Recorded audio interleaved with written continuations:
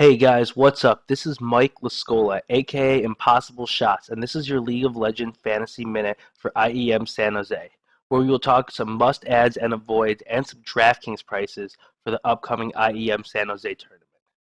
A lot of the recent headlines leading up to IEM San Jose is focused on Mark Cuban facing off against Intel CEO Brian Krzanich in the ARAM show match on the IEM stage. But the best part of this weekend is that we get to see the overhauled roster of some of the most popular LCS teams: TSM, CLG, and Unicorns of Love. With so many players on new teams, this week presents a particularly hard challenge for setting a fantasy lineup. Now, let's talk some must-adds. First up with Imp. I like Imp because he has a very high floor. Besides Bjergsen, Imp is the most likely player to have a team build their comp around him. If the TSM LGD series goes to a third game of the best of three, I would expect at least 2 games with double-digit kills from Imp, and that means a lot of fantasy points. Up next, Bjergsen. Okay, let's talk price real quick. At only $6,600, Bjergsen is the third cheapest mid laner for the opening weekend. TSM has had the most overhaul of any team in the tournament, but Bjergsen has been so consistently dominant I expect him to rack up points regardless of who's surrounding him. If Svenskeren knows what's good for him regarding his future with TSM, he will make several attempts to get the Burger King going. Even if TSM loses the best of three, I still like Bjergsen's price and upside. Also, keep in mind, Godv, his first round opponent on LGD, is only 700 more, and I prefer Bjergsen, but I feel like the winning ticket is going to have one of these two top end mid laners, so definitely try and work at least one of the two of them into your budget. Finally, Kasing.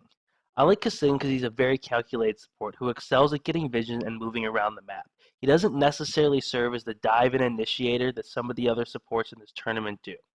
That, combined with his ability to roam on the map, should lead to high assist numbers and low death numbers. Avoiding players with high death totals is a good way to rack up fantasy wins. Now, let's talk some players to avoid. Stixxay is first on my list. He's the most expensive ADC on the board at DraftKings at $8,000, more than Imp, more than Doublelift, and more than Steelback. Now, this is because of the matchups. DraftKings is clearly favoring CLG over Unicorns, and the carries on the most heavily favored teams always get huge bumps in prices. Also, see who he is the most expensive mid laner despite never playing in an LCS game. I would avoid both of them. Next up, I want you to avoid LGD top laner Acorn and LGD top laner Flame as well as both of the LGD junglers. This is a good time to mention an important fantasy topic. While teams that rotate players during best of threes may have an edge in real life, they are terrible for fantasy.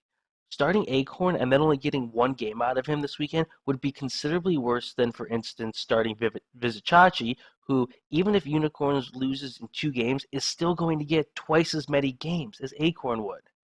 I'm not saying you can't win if you guess right and start either Acorn or Flame.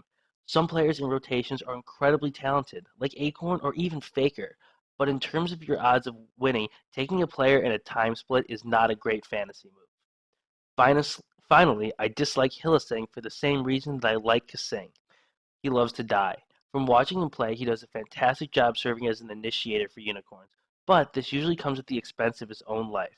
I particularly admire his Leona play and how unselfish he can be, but in terms of fantasy points, this strategy is not the best. Okay, guys, thanks for listening to your League of Legends Fantasy Minute. Once again, this is Mike Lascola, aka Impossible Shots, and I wish all of you the best of luck in your leagues this weekend.